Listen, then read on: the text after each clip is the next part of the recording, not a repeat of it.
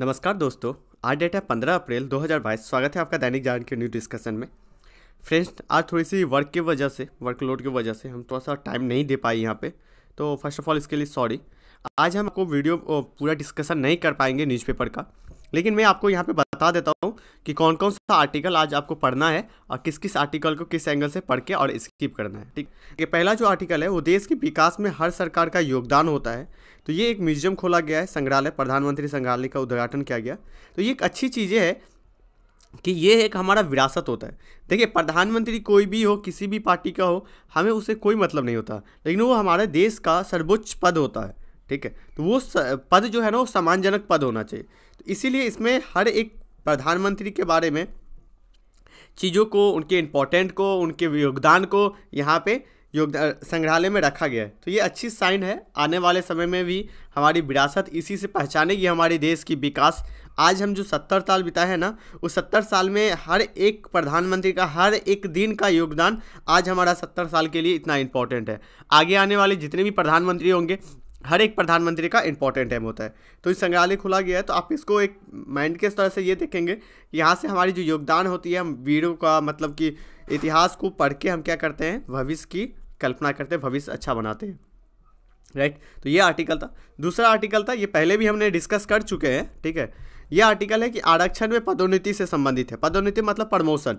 तो प्रमोशन में क्या आरक्षण देना चाहिए या नहीं देना चाहिए, ये मामला आया है सुप्रीम कोर्ट के पास। तो सुप्रीम कोर्ट ने केंद्र सरकार की से मांगी है, ठीक है, कि आप आंकड़े जुटाइए। केंद्र सरकार आप आंकड़े जुटाएगी किससे, एससी और एसटी के लिए। अब देखिए, एक तो इसमें कहा जाता है कि भैया आप एक काम करते हो, जब नियुक्ति होता है तभी आरक्षण दे देते हो, जब नियुक्ति होता है तभी आप आरक्षण दे देते हो। दूसरा काम ये होता है कि आप आरक्षण तो नियुक्ति के बाद प्रमोशन में भी दे रहे हो, तो फिर समान जो व्यक्ति है, समान जो लोग हैं, तो उनको तो प्रॉब्लम ही प्रॉब्लम होगा। एक चीज़ है। दूसरा चीज़ ये माना जाता है, एक दूसरे पक्ष का जो एससी एसटी से जो इसका मांग कर रहे हैं पदोन्नति में, उनका ये कहना है कि देखिए, जो ये टीम है, मान लीजिए ये 100 व्यक्तियों का टीम है, इस 100 व्यक्तियों में अब एससी एसटी का यदि प्रतिनिधित्व ज़्यादा नहीं है तो इनको पदोन्नति चाहिए ना। तब तो ये अपने अंदर जो जितने कर्मचारी है उसमें भी जो अपने उनके कम्युनिटी है उनको संरक्षण दे सकते हैं, उसकी वैल्यू आगे कर सकते हैं। तो देखिए, वैल्यू को बढ़ा सकते हैं। देखिए, यहाँ पे सिंपल सा बात है, यदि 100 व्यक्तियों का है तो यदि उसने ग्रुप डी में यदि सिलेक्शन लिया है तो ऐसा भी तो हो सकता है उसको प्रमोशन ना आगे बढ़ा के सिर्फ वो ग्रुप डी तक ही रह जाए अपनी लाइफ। लेकिन ग्रुप डी, देखिए, हम सबसे पहले सोचते हैं सरकारी नौकरी मिल जाए। जब आप नौकरी में जाते हैं ना, तो आप चाहते हैं कि हमारा प्रमोशन हो, हम अधिकारी पद पे पहुँचे। तो ये सारी चीज़ें था, तो इसके बारे में पढ़ लेंगे। आज के आर्टिकल के लिए सबसे इंपॉर्टेंट आर्टिकल यही है। चलिए नेक्स्ट आर्टिकल की ओर चलते हैं। नेक्स्ट आर्टिकल समान नागरिक संहिता से संबंधित है। इसको उत्तराखंड में लागू करने के लिए गृह मंत्रालय के द्वारा। तो ये सारी चीज़ें हैं। तो ये हमने समान नागरिक संहिता हमने समझ लिया था कि इसमें ये होता है कि सभी नागरिकों के लिए एक जैसा कानून होना चाहिए। तो अब क्वेश्चन होता है, क्या एक जैसा कानून है? तो क्वेश्चन उठता है नहीं। जब आप शादी के मामला देखेंगे, तलाक के मामला देखेंगे, उत्तराधिकारी के मामला देखेंगे, तो उसमें मुस्लिम, बौद्ध, सिख ये अलग है, मुस्लिम, ईसाई, पारसी ये अलग है, हिंदू, बौद्ध और जैन, ठीक है, और सिख इनका अलग है। ठीक है, तो ये जाति अलग है, ये कम्युनिटी का अलग नियम है, इन कम्युनिटी का अलग नियम है। इनका तो रूल किया जाता है, वो हिंदू कोर्ट बिल जो आया था उसके द्वारा रूल किया जाता है, लेकिन इसको पर्सनल लॉ के तहत इसको रूल किया जाता है। राइट, इसमें पर्सनल लॉ के तहत कहा जाता है। ठीक है, तो ये आर्टिकल था। इस आर्टिकल को आपको देख लेना है। इसको हमने पहले भी डिस्कस किया था, बट इसको इस एंगल से आपको देख लेना है। चलिए नेक्स्ट आर्टिकल की ओर चलते हैं। नेक्स्ट आर्टिकल इस पेज के अंतर्गत नहीं है, इस पेज के अंतर्गत है कि रक्षा में समावेशी के लिए हिंद प्रशांत क्षेत्रों में प्रतिद्वंदिता को दोहराई गई है। ठीक है, प्रतिद्वंदिता मतलब होता है कि चीज़ों में ना, हम यदि हिंद प्रशांत क्षेत्रों में अमेरिका के साथ तो एक तो संबंध अच्छा करने हैं। ये क्यों आया?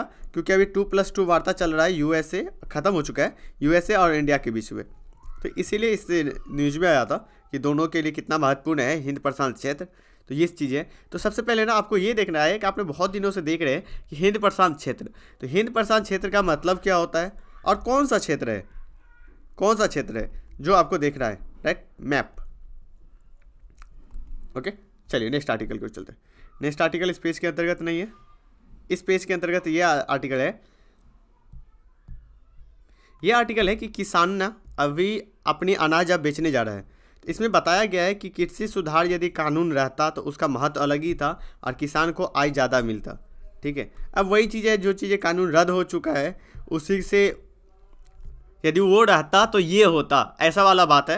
लेकिन अब जो हो चुका है, सुधार कानून को रद्द कर चुके हैं। ठीक है, तो लेकिन आपको जानना चाहिए कि कृषि सुधार कानून था क्या। हम यूपीएससी वाले हैं ना, तो हमें पास्ट को भी पढ़ना है, इतिहास भी पढ़ते हैं, हम करंट अफेयर को भी पढ़ते हैं। ठीक है, और हम भूगोल को भी पढ़ते हैं। तो हमारे लिए सभी इंपॉर्टेंट है। नॉर्मल स्टूडेंट के लिए ख़त्म हो चुका है कानून, लेकिन हम यूपीएससी वाले सब पढ़ेंगे इसको।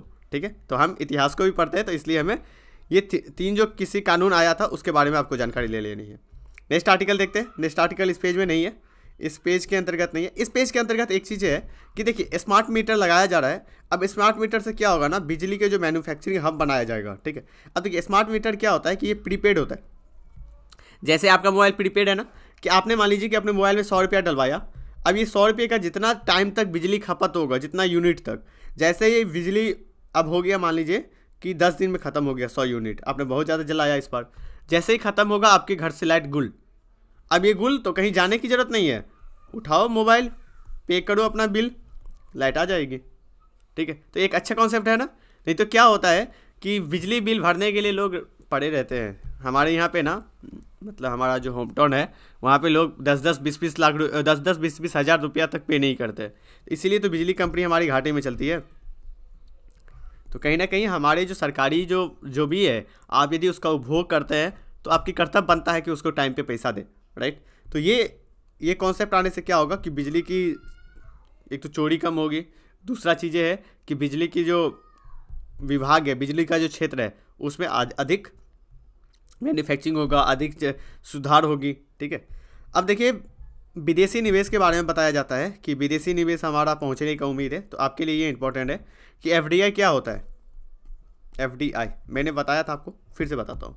जैसे मान लीजिए कोई व्यक्ति है यूएसए का, ठीक है, मान लीजिए डोनाल्ड ट्रंप जी, अब वो राष्ट्रपति से हट गए तो अब तो जॉब करेंगे ना, तो निवेश करेंगे। ऐसे जो बिजनेस प्लान थे तो निवेश करेंगे, तो भारत में आके निवेश किए। जब ये भारत में आके किसी संस्था में निवेश करेंगे, वो भी निवेश जो होता है वो 10% से अधिक होता है यदि, तो उसको हम बोलते हैं एफडीआई। एफडीआई यदि ये किसका डिफिनेशन है, ये अरविंद मायाराम समिति का डिफिनेशन है, ये याद रखेंगे। ठीक है, वहीं यदि 10% से कम होंगे तो आपसे क्वेश्चन उठना चाहिए ना, सर आपने बता रहे हैं कि 10% से ज़्यादा, तो ठीक है भैया 10% से ज़्यादा तो एफडीआई, 10% से कम तो एफआईआई, विदेशी संस्थागत निवेश। और यदि यही निवेश 10% से कम शेयर बाजार के थ्रू होगा, शेयर बाजार के थ्रू होगा, बाजार के थ्रू होगा, तो क्या हो जाएगा, वो हो जाएगा एफपीआई, फॉरेन पोर्टफोलियो इन्वेस्टमेंट। ये किसके द्वारा कहा गया था, अरविंद मायाराम समिति के द्वारा। तो ये 10% से कम होना चाहिए। और कहाँ पे होना चाहिए 10% से कम, शेयर मार्केट के थ्रू। यदि संस्था में से डायरेक्ट किया जाएगा तो एफआई, ठीक है, और यदि 10% से ज़्यादा करते हैं तो एफडीआई होता है। चलिए, ये आर्टिकल हमने देख लिया, इस पर यही चीज़ आपको जानना था। नेक्स्ट आर्टिकल देखते हैं। नेक्स्ट आर्टिकल ये वाला है कि अभी हाल में प्रधानमंत्री जी ने बोला था कि यदि डब्ल्यूटीओ उनको ये देता है, ठीक है, मंजूरी देती है डब्ल्यूटीओ, तो हम क्या करेंगे, वर्ल्ड में हम मतलब कि खाने योग्य जो भोजन होता है, चावल गेहूँ ये सब सप्लाई करने के लिए कैपेबिलिटी है हमारे पास, हम सप्लाई करने के लिए तैयार है। तो इसी से संबंधित आर्टिकल है, ये इंपॉर्टेंट आर्टिकल हो जाता है, इसको पढ़ लीजिएगा। नेक्स्ट एडिटोरियल है ना, नेक्स्ट जो है वो इसमें देख सकते हैं कि आत्मनिर्भर भारत की ओर आर्थिक, ठीक है, तो इसमें एक जिला एक उत्पादन, तो ये कॉन्सेप्ट है, इसको आपको इसमें इंपॉर्टेंट देख लेना है और इसको पढ़ लेना है। इसमें क्या है, सरकार के द्वारा ये किया गया है कि हर एक ज़िले में ना हर एक उत्पादन जो होता है ना वो यूनिक होता है, वो जो बहुत यूनिक होता है ना, उसको आप क्या करो, आइडेंटिफाई करो, पहचान करो और उसको बढ़ावा दीजिए। ठीक है, जिससे कि इस ज़िले का ये इम्पॉर्टेंट हो जाए। इससे क्या होगा, रोजगार बढ़ेगा, आत्मनिर्भर बढ़ेगी, और एक क्या आएगा हमारे पास, एक एक्सपर्टीज आएगी। ठीक है, विश्व स्तर पे उस वस्तु का मांग बढ़ेगा क्योंकि वह उसी जगह पे ज़्यादा विकसित हुआ है। राइट, तो इसी तरह से ये आर्टिकल था, एडिटोरियल। नेक्स्ट आर्टिकल देखते हैं। नेक्स्ट एडिटोरियल इस पेज में नहीं है, इस पेज के अंतर्गत भी नहीं है, इस पेज के अंतर्गत भी नहीं है। तो आज के लिए जो इंपॉर्टेंट आर्टिकल था हमने डिस्कस कर लिया, जो इंपॉर्टेंट आर्टिकल था। तो आज के डिस्कशन में इतना ही। यदि आप हमारे चैनल पे नया है तो प्लीज़ चैनल को सब्सक्राइब कर दें, और यदि आप अपने दोस्तों के साथ भी इसको शेयर करें ज़्यादा से ज़्यादा, जिससे कि एक मोटिवेशन बना रहे। राइट, तो आज के डिस्कशन में इतना ही। Thank you so much.